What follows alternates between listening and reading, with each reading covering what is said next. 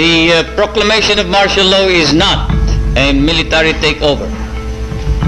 I, as your duly elected President of the Republic, use this power which may be implemented by the military authorities, but still is a power embodied in the Constitution to protect the Republic of the Philippines and our democracy.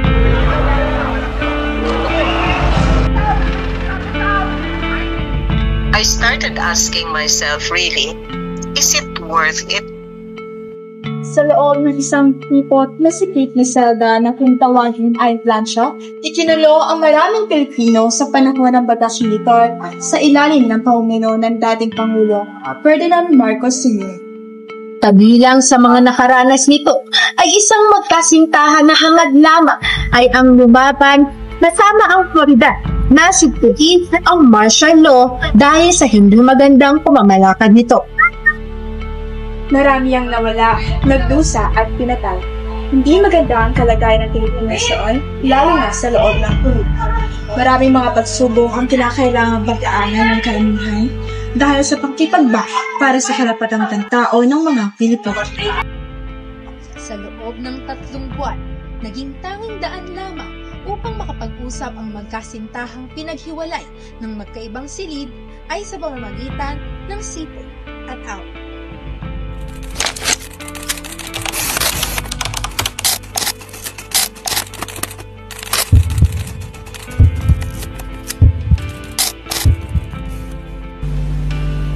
And so it is that as I promised all of you, my countrymen, on that fateful morning of September 23, 1972, when I announced the proclamation of martial law,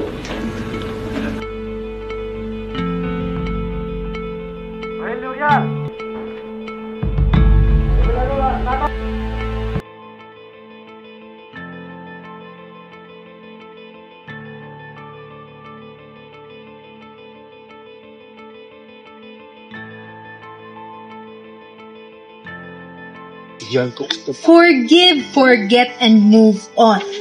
Ito ang mga salitang namumutawi sa mga labi ng mga sumusuporta o bumoto kay Ferdinand Marcos Jr. o mas kilala sa palayaw na Bongbong o BBM na nanalo ng pagka-presidente noong 2022 elections. Siya lang naman ang anak ng dating Pangulo at diktador na si Ferdinand Marcos Sr. Formal na idineklara ng kanyang ama ang martial law sa bansa noong ika-21 ng Setyembre taong 1972. Pinirmahan nito ang Proclamation No. 1081 kung saan isa itong dokumento na makakapagpatunay na magiging epektibo ang one-man rule ng dating Pangulong Marcos Sr. Inanunsyo naman ito sa publiko noong ika-23 ng Setyembre taong 1972. Ayon sa dating Pangulo, idineklara niya ang martial law sa bansa bilang huling depensa laban sa mga di umano'y communist threats ng Communist Party of the Philippines at ang Muslim separatist movement na Moro National Liberation Front. Marami ang tumutol sa martial law, lalo na maraming nakulong at nasawi dahil dito. Ayon sa Amnesty International, mahigit 50,000 ang mga naaresto at nakulong sa ilalim ng diktadurya ng dating Pangulong Marcos Sr. Kaya hanggang ngayon, never forgive, never forget. Yan ang hinaing ng masa upang hindi makalimutan ng Pilipinas ang mapait na sinapit ng bansa sa kamay ng dating Pangulong Ferdinand Marcos Sr. Ang laban na nagsimula mahigit 50 taon na ay nagpapatuloy pa rin hanggang ngayon dahil sa hindi pa rin makamit ang hustisya na sigaw ng karamihan para sa mga naging biktima. Napatunayan ng hindi magandang epekto at reputasyon ng martial law sa ilalim ng pamumuno ng dating Pangulo Ferdinand Marcos Sr. at ang kanyang mapang-abuso at pagmamatrato sa taong bayan. Ngunit mayroong mga maswerteng mamamayan ang hindi nakaranas ng kalupitan at patinding paghihirap sa mga nauhuli o mauhuli. Kaya naman ay napupuna ang pamuno ng dating Pangulo at diktador.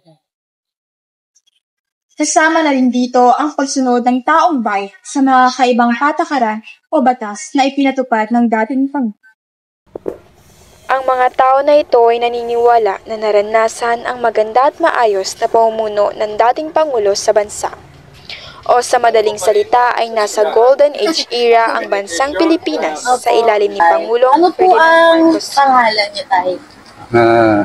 Ako po ay si Mr. Dominador N. Costales. So, ito na po. Magtanong ko na isang katanungan. Ano po ang inyong naging karanasan ng mga panahon po na iyon? Anong panahon ng Marcelo? Yes. Maganda po nung panahon ng Marcelo. Maganda po ang mga karanasan ko noon dahil tahimik. Maraming ginawang mabuti sa bayan ng mga tao, madali magkaroon ng trabaho ng mga tao ng panahon yun. Saka maunlad at disiplinado mga tao. So, number 2 po na tanong. Ano po ang inyong masasabi sa pamamalakad ng Pangulong Ferdinand Marcos Sr. noon? Okay po, naman ang kanyang pamamalakad. At ginawa niya yun sangayon naman sa Constitution ng Pilipinas. Lahat naman mga action niya noon ay puro legal. Walang hindi legal. Lahat ng mga ginawa niya sa legal na pamamaraan. So, ano po ang naging epekto ng martial law sa pamumuhay ng mga tao noon? Ano po ba yung naging kalagayan ng mga tao noon? Sa aking obserbasyon noon, mabuti po ang mga kalagayan ng mga tao noon. Bagamat maraming kumukontra, maraming nagrarally, maraming aktivista, pero nagkaroon ng martial law, medyo nasawata po yung mga ganon. Kasi magulo ng mga panahon yun eh. Maraming nagrarally. Yan nga dahil ibig na lang talaga papagsakin si Marcos. At saka yung mga media noon, kinalaban nila si Marcos yung mga media. Kaya yun ang naging balakid yung ni Marcos noon eh. Mga kasiraan nung panahon ng Marcos noon dahil medyo ang media hindi nakisama kay Marcos. Mga panahon yun. So, based po sa inyong karanasan, sa tingin niyo po, napabuti o naging maayos po ba ang Pilipinas? Sa observation ko noon, mabuti po nagkaroon ng magandang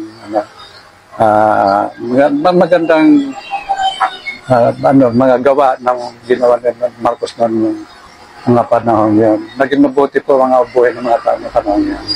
Yung panahon na Marcelo, Okay na po, Tay. Okay na.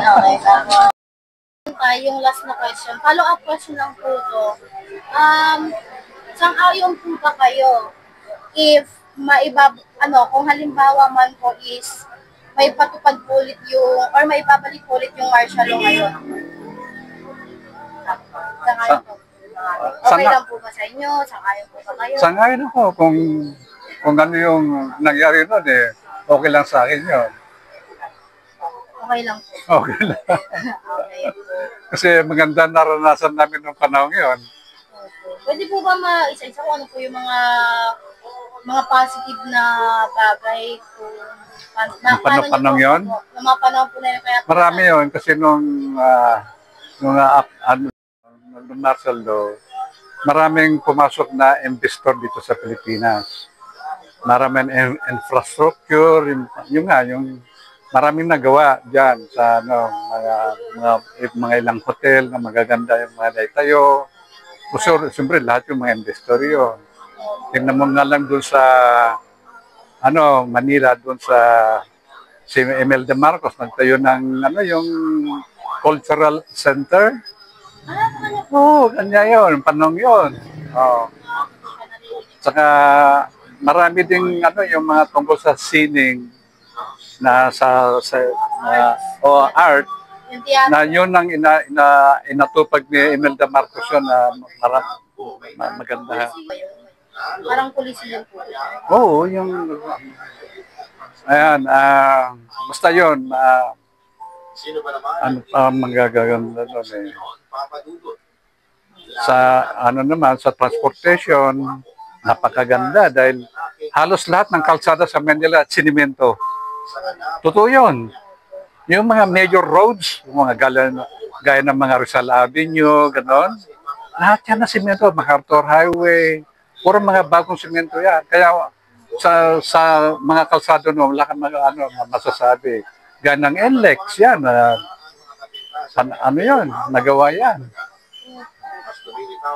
Hindi lang dito sa Manila na yun, entire Philippines yun na ginawa. Lalo na yung mga bagong eskwelahan, mga public school, mga elementary, gano'n. Puro mga, ano yan, maraming bagong mga tinayo. Mga tinatawag na fabricated school, gano'n yung mga ano. Yan, maraming ginawa yung tanong yun tungkol sa edukasyon. Ang nakasama lang kasi noon, dahil yun nga, yung pero nung parang Marcelo, wala na masyadong politika noon dahil Marcelo na nga eh. Wala na masyadong nag-uupos sa gobyerno eh. Bawal lahat yung mga rumor mongering na yun, yung mga pagsasalita na hinuhuli yun. Kaya naging disiplinado mga tao nung araw. Before ano yan na, yung martial law? Paano na Marcelo na yun? Before nang dineclare yung martial law? Nung hindi pa dineclare ng Marcelo, okay naman na pamamalakan ni Marcos yung unang term niya kasi nagpresidente siya 1965 hanggang 4 na taon yun hanggang 1969. Yung 1969 nagkaroon ng re-election, nanalo pa rin siya. Yun. Pero na after the election na yun, siguro maraming hindi naging na si Ninoy Aquino. Yun ang kumalaban kay Marcos. Alam mo naman si Ninoy Aquino maraming kilalang mga media. Ano siya? Media. Ayun, maraming kumampi kay Ninoy. Kaya marami nang sumira sa administrasyon. Yun, that time. Hindi pa Marcelo noon. Kaya yun, nagkaroon ng mga rally na, gano'n na, rally na, mga estudyante ng araw. Hanggat saan na-deklara na Marcelo. Gano'n. Pero yung after di Marcelo na, yung marami nang nangyari na magaganda dito noon. Wala rin masabi ng tao dahil ang tao madali makahanap ng trabaho. Naumpisa na yung mga tao dito na naglakbay, puntang yung mga OFW. Noong araw hindi masyado, pero nung namasyado, ang dami na nakapag-abroad. Isa sa programa ni Marcos yun ang dami na nakapag-abroad. Ayan, naging progression na. Kung sa Manila, wala ka masabi, malinis sa Manila. Maganda na maraming mga tinanim mga puno sa along the road. Yan. Kaya wala kang talaga masabi noon na gaya ng mga basta yung mga infrastructure na mga gawain, maraming mga dam, ganyan, mga pantabangan dam. Maraming may dagdag na mga na yan, sa transportation. So okay po sa inyo na kahit may balik yung martial law? Oo, gusto ko rin. Pero sa ngayon, wala namang problema, wala namang umakalaban masyado ngayon sa gobyerno eh. If ever lang po. If ever lang. Kung may balik yung puno, kasi ang nangyari, parang benevolent dictator, kumbaga si Marcos, sinupanang yun eh. Kasi mapagbigay siya. Benevolent dictator. So yung dictator na favor sa tao, gano'n. Wala. Kasi Marcel nung yan, siyempre, pero kung sa media naman noon, meron mga media noon, gaya ng mga Manila Bulletin, ano pa rin yan? Patuloy pa rin yan. Wala naman naghahadlang sa'yo na basta hindi ka makagawa ng masama, okay. Maging malaya ka naman. Malaya din ng mga tao noon. Pero bago ko kung ba't gano'n, may kinakalaban ng mga...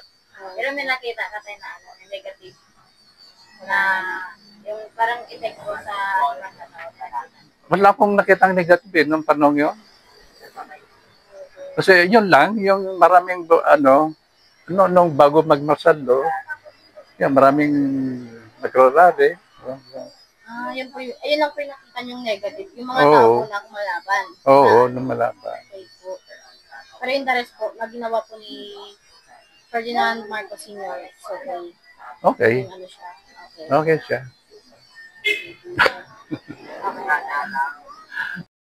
Ngunit kahit anong ganda ng karanasan ng iba, ay hindi pa rin may pagkakaila ang mga masanamuot na pangyayari na siyang nagbakis ng nakaraan. Kagaya na lang ng kwento ni Lupin at ng kanyang asawa ni Sino, na kung saan sila ay parehong naging kasama sa underground. Dahilan kung bakit ay 2 beses silang naipilog. Ako si Esther Isberto. I'm retired already. I used to be a development consultant for quite some time, but now I am a board member of the Bantayog ng Mga Bayani Foundation. Also, no, I'm sorry, not a board member, but part of their, ano bang tawag sa amin? Advisors group. Nag-graduate na ako sa board eh. So, advisors group na ako.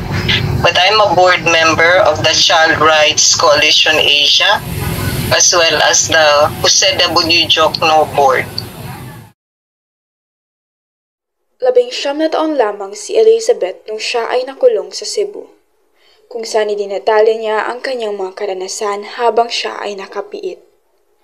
Ayon sa kanya, marami sa kanyang mga kasamahan ay bigla na lamang kinuha at pinahirapan. Ngunit ayon rin sa kwento ng iba, ang ilan sa kanila ay hindi na nakita pa. So, doon ko nakilala sila at narinig ko rin yung mga kwento nila. And madami sa kanila, when they were picked up, sabi nila they were tortured. Okay? Mabuti buhay pa sila. Kasi yung iba, later on, hindi ka na lang nila i-surface. They pick you up and then they kill you right away. Actually, that kind of actions is happening now. Dito sa atin ngayon, no? They brand you as red, as a communist, and then they will just pick you up. And then you will not know anymore kung saan ka na.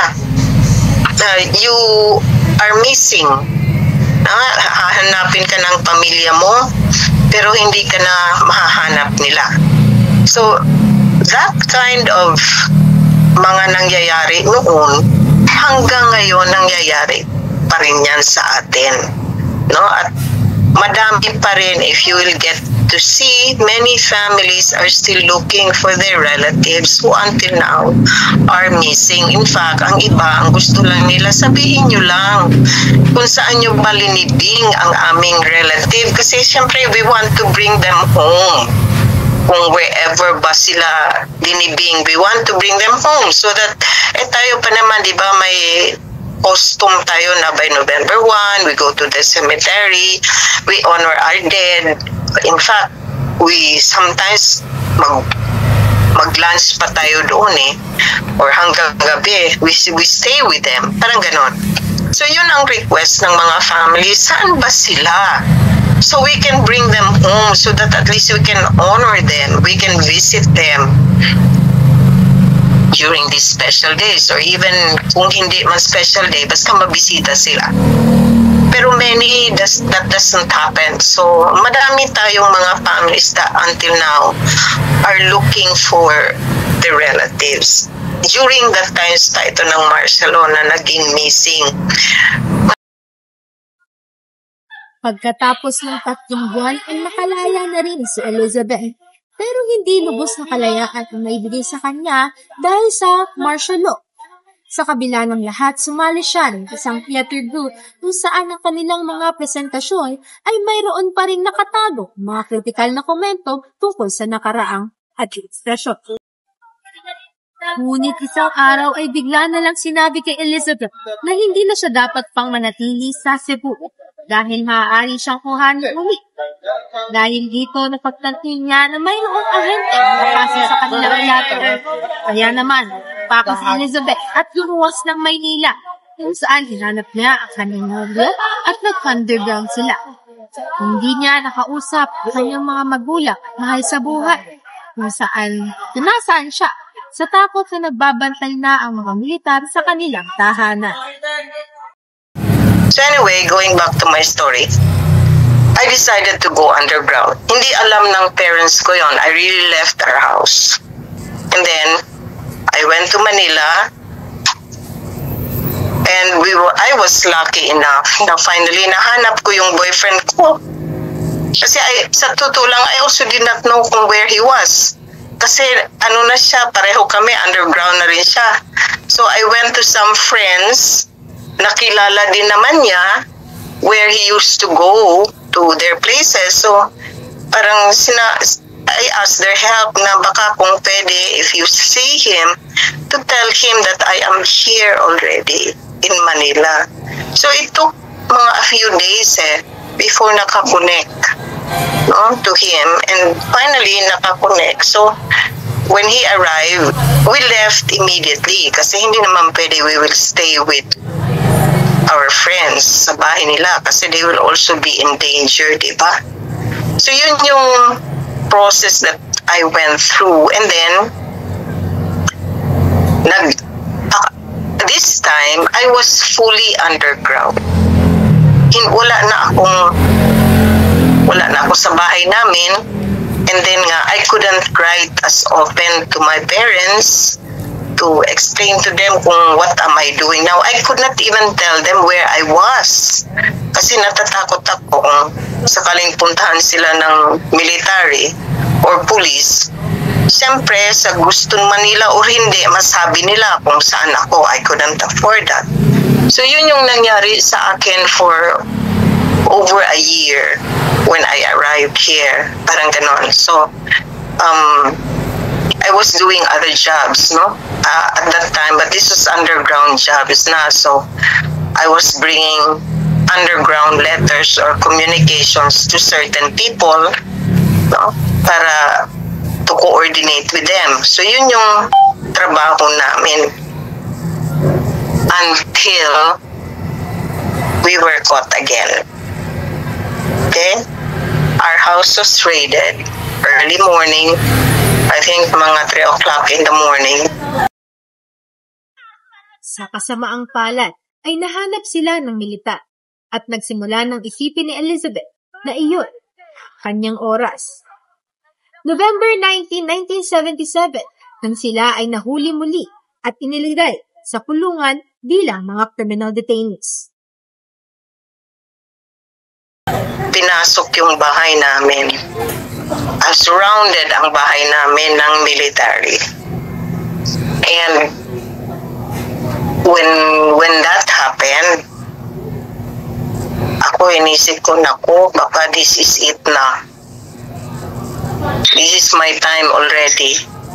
Kasi when I was still in Cebu, at saka yung sumama ako sa resistance movement, I was asked, kung sakali mang darating ang panahon that you will be asked to give your life, would you be willing to do that? Hindi ako makasagot. Parang, ang sagot ko noon was, okay, let me cross the bridge when I am there. Noong panahon na iyon ay hindi pa uso ang teknolohiya. Ang tanging paraan ng pakikipagkomunikasyon ay sa pamamagitan ng telegrama at pagsulat. Ngunit ang tanong, paano nga ba makikipag-ugnayan sa taong nasa bilangguan? Ayon sa kwento ni Elizabeth, tanging posporo, alis at sipo ang kanilang naging paraan upang malaman kung buhay pa ba ang isa't isa. Ating napagtanto na iba-iba ang kalusan ng bawat Pilipino. Mayroong positibong karanasan katulad ng kay Tatay Dominador. Ngunit kailangan nating pagtuunan ng pansin ang mga kwento ng mga naaapi kagaya ng kay Elizabeth at kay Maud. Never forget, ito pa rin ang tugon ng karamihan at ito pa rin sana ang tugon kahit ilang taon na ang lumipas.